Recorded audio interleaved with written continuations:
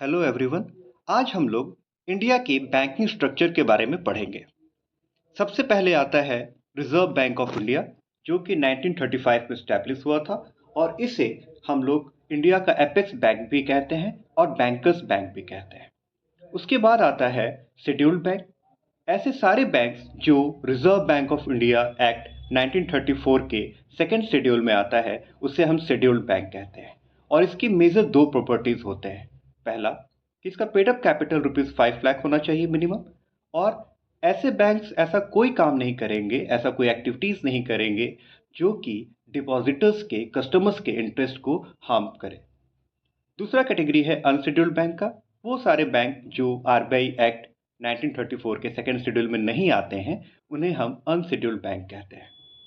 Scheduled bank को हम further दो पार्ट्स में बांट सकते हैं। पहला कमर्शियल बैंक, जो नाम से ही लग रहा है कि इसका मेन ऑब्जेक्टिव प्रॉफिट कमाना होता है। और सेकेंड है cooperative banks. Cooperative banks cooperation word से बना है, मतलब इसके जो मेंबर्स हैं वही इसके कस्टमर्स हैं और ओनर्स हैं। और ये नो प्रॉफिट नो लॉस के प्रिंसिपल पे काम करता है और ये यूजुअली एग्रीकल्चरल एक्टिविटीज़ और स्मॉल स्केल इंडस्ट्रीज से रिलेटेड एक्टिविटीज़ में इंगेज रहता है। कोऑपरेटिव बैंक को हम फर्दर तीन और कैटेगरीज में डिवाइड कर सकते हैं। सबसे ऊपर आता है स्टेट कोऑपरेटिव बैंक, जो कि एपेक्स लेवल पे, टॉप लेवल पे होता है किसी एक स्टेट में। दूसरा आता है डिस्ट्रिक्ट सेंट्रल कोऑपरेटिव बैंक, जो कि एक डिस्ट्रिक्ट लेवल में ऑपरेट करता है। ये दोनों ही कैटेगरी के जो बैंक्स हैं ना, वो ट्रिपल कंट्रोल में आते हैं, ट्रिपल रेगुलेशन है। इसका कुछ ऑन जो कंट्रोल है वो नाबार्ड के पास है, कुछ आरबीआई के पास और कुछ रजिस्ट्रार ऑफ कोऑपरेटिव सोसाइटीज के पास है। ये कोऑपरेटिव बैंक्स जो है वो सारे के सारे गवर्न होते हैं उस पर्टिकुलर स्टेट के कोऑपरेटिव सोसाइटीज एक्ट्स के अंतर्गत। बॉटम लेवल पे आता है प्राइमरी क्रेडिट सोसाइटी, जो अगर एग्रीकल्चर में रिलेटेड हो सकता है या फिर अगर शहर में है तो प्राइमरी अर्बन क्रेडिट सोसाइटी के नाम से जाना जाता है। और ये आरबीआई से लाइसेंस प्राप्त करने के बाद अर्बन कोऑपरेटिव बैंक भी बन सकता है। ये जो प्राइमरी क्रेडिट सोसाइटीज है ये डुअल रेगुलेटरी कंट्रोल में होती है। इसके मैनेजरियल एस्पेक्ट्स को तो क्रेडिट जो कोऑपरेटिव सोसाइटीज एक्ट है वो देखता है, मैनेज करता है, लेकिन जो बैंकिंग एस्पेक्ट्स है इसको आरबीआई मैनेज करती है। कमर्शियल बैंक्स को हम फर्दर चार पार्ट्स में डिवाइड कर सकते हैं। पहला है पब्लिक सेक्टर बैंक्स।